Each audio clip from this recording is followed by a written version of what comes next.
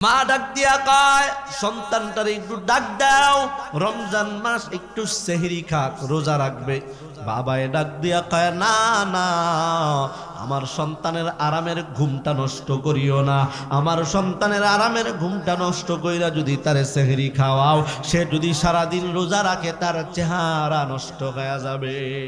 কয় কি কয় না? কয় না?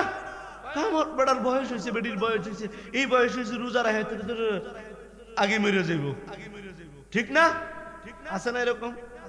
অথচ আব্বাজান একটাবারও চিন্তা করো না, তোমার সন্তান মোবাইল টিপতে টিপতে চেহারাটারে কার্টুন বানায় ফেলছে। তোমার সন্তান মোবাইল টিপতে টিপতে তোমার সন্তানের চোখের জ্যোতি কমায় ফেলতে, তোমার সন্তান মোবাইলের সাথে সম্পর্ক লাগাইতে লাগাইতে তুমি মা বাবার সাথে সম্পর্ক তুচ্ছ হয়ে যাইতেছে, ছিন্ন হয়ে যাইতেছে, একটা বড় খবর রাখলা না। ও আব্বা জানেরা, ও পর্দার আড়ের মা বোনেরা আমার, যেহেতু সামনে রমজান আসিয়া গেছে, নিজেরাও রোজা রাখবা, নিজের সন্তানদেরকেও রোজা রাখাবা।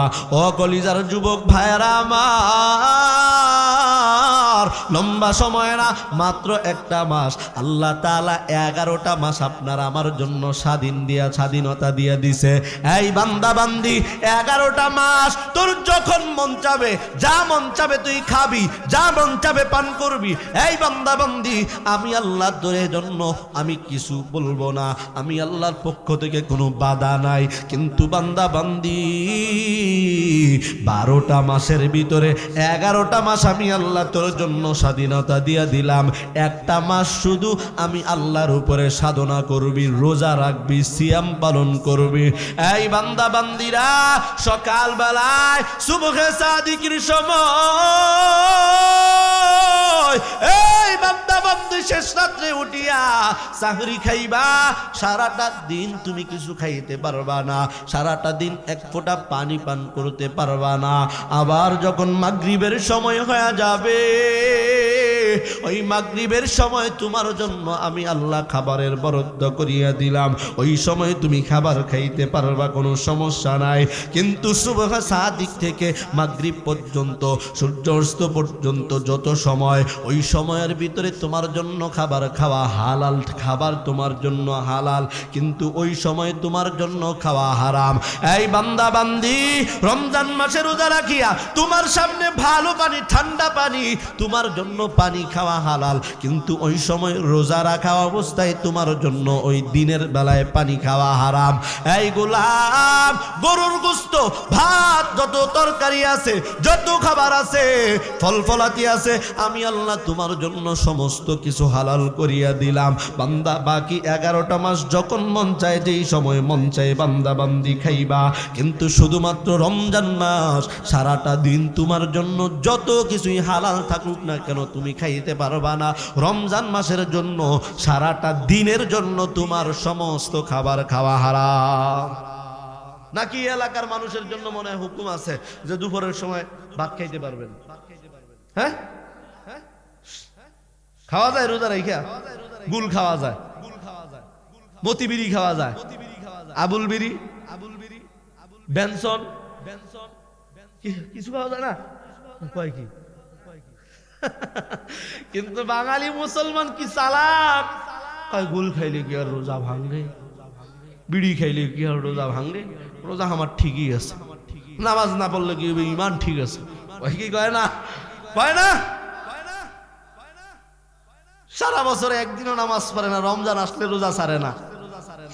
সেহরির সময় সেহরি খায় ফজরের নামাজ না পড়ে ঘুমায়, কিন্তু ইফতারের সময় মসজিদে মুয়াজ্জিন এলান দিছে, আজকে এলাকার অমুক ব্যক্তি মসজিদে ইফতারের ব্যবস্থা করছে, দেখা যায় ফজরের নামাজ না পড়ে ঘুমাইছে, ইফতারের সময় সবার আগে মসজিদে। আছে না নাই? রাগ করলেন? এই সমস্ত রোজা দিয়ে কাজ হবে না, এটা হুদাই সারাদিন আত্মারে কষ্ট দিতেছেন। এই রোজা রাখার চাইতে না রাখা আরো বেশি ভালো। রমজানের ভিতরে সবচাইতে বড় আমল হলো 3টা। কয়টা? জোরে বলেন কয়টা? 1 নম্বরে রমজানের দিন, রমজান মাসে সারা দিন রোজা রাখা, রাতের বেলায় তারাবির নামাজ পড়া, আর রমজানে বেশি বেশি কোরআন তেলাওয়াত করা।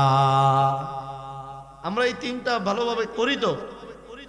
হুজুর রোজাটা রাখি কোন রকম, তারাবিটাও প্রথম কয়েকটা রোজায় পড়ি, কিন্তু আস্তে আস্তে 8 রাকাত 4 রাকাত 10 রাকাত চলে যাই। যেমন দেখা যায় আমগর গ্রাম অঞ্চলের মসজিদ গুলায় মানে প্রথম এক সপ্তাহ মসজিদ ভরপুর, শুক্রবারও এরকম মুসল্লি হয় না। এক সপ্তাহ পার হয়ে গেলে দেখা যায় যে মসজিদে মুসল্লি ছিল 5 কাতার, এক সপ্তাহ পার হয়ে গেলে দেখা যায় 4 কাতার, আরেক সপ্তাহ গেলে হয় যে 3 কাতার। এরকম যাইতে যাইতে শেষ সময় দেখা যায় মুয়াজ্জিন আর ইমাম সাহেব একলাই তারাবি পড়ে বাড়ি যায়। আছে না নাই? মুয়াজ্জিন কয় কি আর করি, নাই তো কোনো গতি। ইমাম সাহেব কয় যার নাই কোনো গতি হেই বাড়াই করে ইমামতি। ঠিক না? নাই আমার কোনো গতি, ইমামতি ছাড়া আর কি করি, ইমামতি করেই খাই। তাদের কাম হইলো আজান ঠিক মতো না দিলে, তারাবি না হলে তোর চাকরি থাকবো না, বেতন তো পাইবো না। ঠিক কিনা বলেন? রাগ করলেন? এজন্য আব্বা জানেরা আমার, ও কলিজার যুবক, রমজানের রোজাগুলো রাখতে হবে, রমজানের রাতের তারাবি পড়তে হবে। শুধু তারাবির নামাজ পড়লে হবে না, 5 ওয়াক্ত নামাজ আপনার আমার জন্য ফরজ। 5 ওয়াক্ত নামাজ আগে পড়তে হবে। কথা বলেন ঠিক কিনা? বেশি বেশি কুরআন তেলাওয়াত করতে হবে, দান করতে হবে, সদকা করতে হবে। আল্লাহর নবী ডাক দিয়া কয়, ও সাহাবায়ে কেরামের দল, বাকি 11টা মাস কেউ যদি আল্লাহর রাস্তায় 1 টাকা দান করে, আল্লাহ তাআলা তার আমল নামার ভিতরে 1 টাকা দান করার সওয়াবই দেয়। আর রমজান মাসে কেউ যদি 1 টাকা দান করে, আল্লাহর নবী ডাক দিয়া কয়, আল্লাহ তাআলা রমজান মাসে 1 টাকা দান করার বিনিময় তার আমল নামার ভিতরে আল্লাহ 70টা সওয়াব দান করে দেয়। আপনার আমার জন্য কত দামি, আরো শুনবেন? হ্যাঁ, আল্লাহর নবী ডাক দিয়া কয়, রমজানের একটা ফরজের কত দাম। অন্য অন্য সময় ভাই সাউন্ড কেমবা পাল্টে গেছে, দেখি না বস আসছে। আল্লাহ কবুল করুক, বলেন আমিন।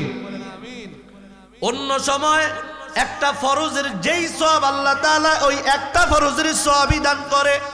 আর রমজানে কেউ যদি একটা ফরজ আদায় করে, একটা ফরজের উপরে আমল করে, আল্লাহ তাআলা 70টা ফরজের আমল দান সওয়াব দান করে দেয়। বলেন সুবহানাল্লাহ। নফল নামাজ বাকি 11 মাস নফল পড়লে নফলেরই সওয়াব পাওয়া যায়, কিন্তু রমজান মাসে একটা নফলের সওয়াব একটা ফরজের সমান। এজন্য কি রোজা রাখলেই হবে? নামাজ পড়ার দরকার আছে না নাই? নফল ইবাদত করার দরকার আছে না নাই? কুরআন তেলাওয়াত করার দরকার আছে না নাই? দান সদকা করার দরকার আছে না নাই? অবশ্যই আছে। ও এলাকার মুসলমান, ও যুবক ভাইয়েরা আমার, রমজানের একটা রোজার কত দাম একটু ভালো করিয়া শুনো। রমজানের একটা রোজার কত দাম? শুধুমাত্র একটা রোজার ব্যাপারে বলি, প্রথম রোজাটার কি দাম? আল্লাহর নবী ডাক দিয়া কয়, কেউ যদি রমজানের প্রথম রোজাটা রাখে, আল্লাহ তাআলা তার পিছনের জীবনের যত গুনাহ আছে সমস্ত গুনাহ মাফ করে তারে বেগুনাহ মাসুম বানায়া দেয়। আরেকটু জোরে বলেন সুবহানাল্লাহ। ও এলাকার মুসলমান, ও যুবক ভাই, এজন্য রোজা রাখতে হবে। এক একটা রোজার এক একটা ফজিলত, এক একটা রোজার এক একটা দাম। লম্বা করার সুযোগ নাই, আর বেশি লম্বা করব না। 2-4-10 মিনিটের ভিতরে আমি আমার বয়ান গুছায়া নিব। একটু অন্তরের কানটা লাগাইয়া দিয়ে শুনো।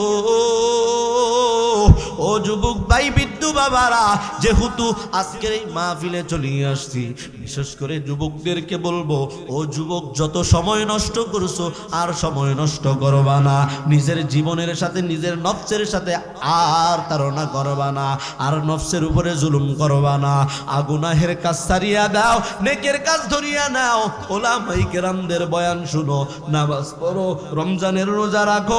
যদি নামাজ না পড়তে পারো, রমজানের রোজা না রাখতে পারো, যদি দুনিয়ার নায়ক নায়িকা দুনিয়ার স্টাইল নিয়ে চলো, আল্লাহর কসম দুনিয়াও তোমার জন্য অশান্তি, পরকালেও তোমার জন্য অশান্তি। কথা বলেন ঠিক কিনা? এজন্য যেহেতু রমজান সামনে এসেই গেছে, শয়তানও ছুটি পাইতেছে, আমরাও একটু নিজের নফসের ভিতরে যে বড় শয়তান আছে এই শয়তানটারও একটু ছুটি দিই। কি দেওয়ার দরকার আছে না নাই? না রমজানেও নামাজ ছাড়বেন, গুনাহ করবেন? গুনাহ থেকে বাঁচার দরকার আছে না নাই? নেকের কাজ করার দরকার আছে না নাই? শয়তান যেহেতু ছুটিতে যাবে 1 মাসের জন্য, আমরাও সমস্ত শয়তান সমস্ত কিছুরে একেবারে ঝাঁকি দিয়া সরাইয়া দিয়া রমজানের পাই টু পাই প্রত্যেকটা আমল ঠিক মতো পাই টু পাই করবো তো ইনশাআল্লাহ। জোরে বলেন করবো তো ইনশাআল্লাহ।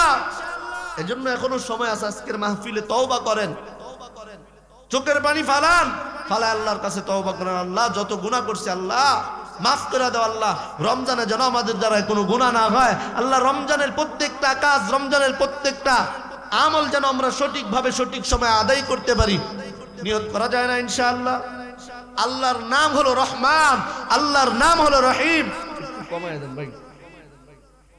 আল্লাহর একটা নাম রহমান। আল্লাহ বলে আমি দয়ার সাগর, আমি আল্লাহর ভিতরে অনেক দয়া অনেক মায়া। বান্দা তুমি যত গুনাহ করছো, যত অন্যায় করছো না কেন, বান্দা তুমি যদি খাস নিয়তে ইখলাসের সহিত আমি আল্লাহর কাছে মাফ চাইতে পারো, আমি আল্লাহর কাছে তওবা করতে পারো, আমি আল্লাহ তোমার জিন্দেগীর সমস্ত গুনাহ মাফ করে দিব। বলেন সুবহানাল্লাহ। আর রমজান 30টা রোজা, আল্লাহ তাআলা 30টা রোজারে 3 ভাগ করে দিয়েছে। প্রথম 10 দিন হলো রহমত। কি হ্যাঁ?